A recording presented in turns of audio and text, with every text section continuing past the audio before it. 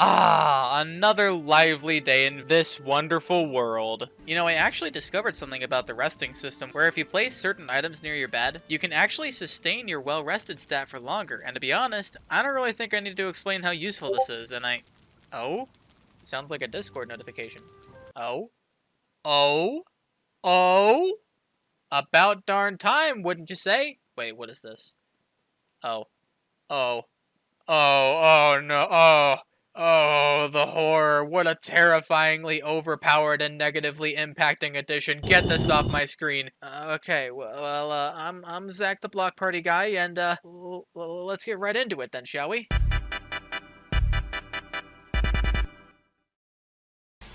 Well.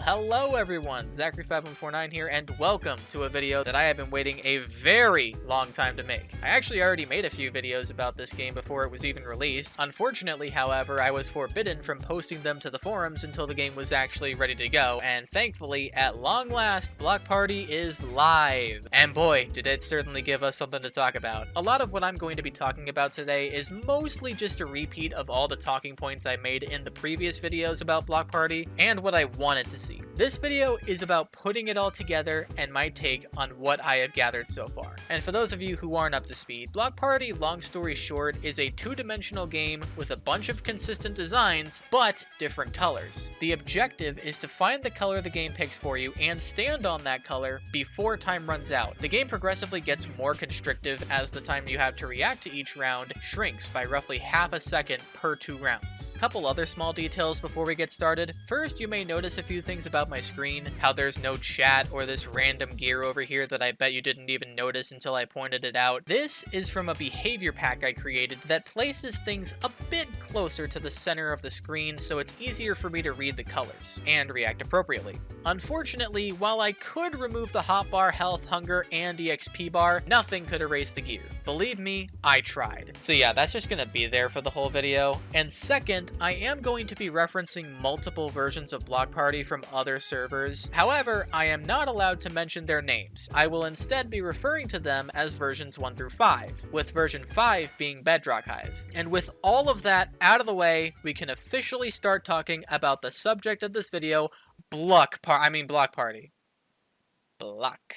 Anyways, the first thing I'm going to touch on isn't actually the maps, but rather the lobby and the pacing. This build really is something to behold and really goes to show you just what a little imagination can do. You have a trippy tunnel leading to the arena. You have lights shining down from the ceiling. You have music that cuts off every time the floor drops. I give full props to whoever designed this lobby and really appreciate the effort they went through to make it as immersive as possible. And the pacing, believe it or not, is actually not too shabby either. With each round lasting just under 4 minutes, there isn't really an element of the pacing that deserves too much attention. You have enough time to move around the map and position yourself better. You don't spend a whole lot of time waiting for the floor to reset. The lobby wait times are pretty quick and painless, so we're looking pretty good so far. But unfortunately for us, it's nowhere near as much about looks or pacing as it is the map pool. A wise man once said that while the game may be the same no matter what server you're on, it is the maps that paint the picture, that define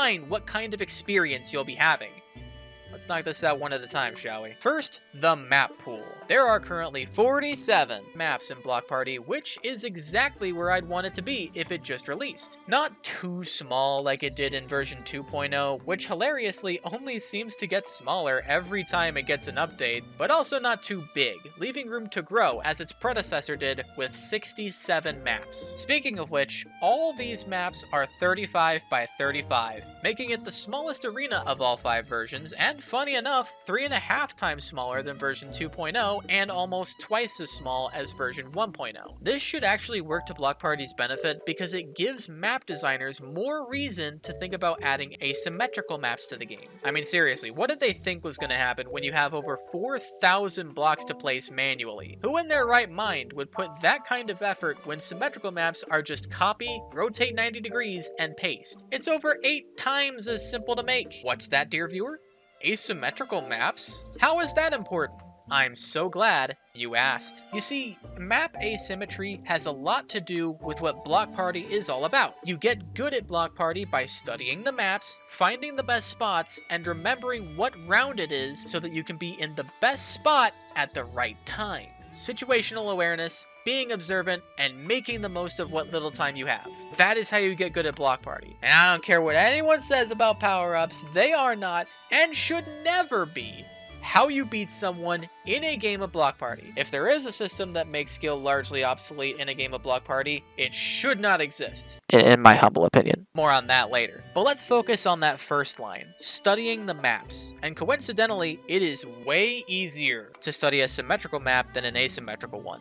Symmetrical maps have the luxury of having the same solution on each corner of the map, some cases making it 8 times easier to study. Asymmetrical maps require you to consider the whole map instead of just a portion. It's way harder to learn the best spots, which is why asymmetrical maps are so important, and is also why version 2.0 frustrates me so much. They only have 2 of these maps. 2! Thankfully, in this version of Block Party, you actually have a noticeably larger amount of these maps. Nowhere near what I want it to be at, almost twice as little in fact, but it's still something. Following that, you have this gray area of maps like this one, for example. Like, the design is symmetrical, just not the colors. But the solution for the map is symmetrical. As such, I dub this map semi-symmetrical. And then yeah, you have completely symmetrical maps too. Honestly, I'm just glad they didn't make the same mistake as version 2.0 did. Although it would be nice to see more asymmetrical maps nevertheless. The arena's 35 by 35 size should make this process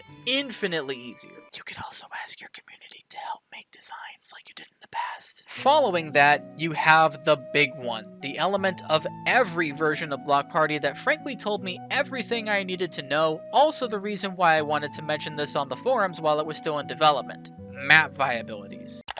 Alright, hey guys, post-edit Zachary here. Just wanted to mention before we get into the numbers here that these measurements are not 100% accurate. Realistically, it's not even possible to have 100% accuracy with these variables. The maximum distance you can jump at all is just under 5 blocks. Factor in the amount of reaction time and the turning, and it's just really subjective here. So take these numbers with a grain of salt. I'm confident enough with the numbers to put them out there, but don't be surprised if there is eventually a revelation on 1 or 2 maps a bit further down the line. Okay, and unpause.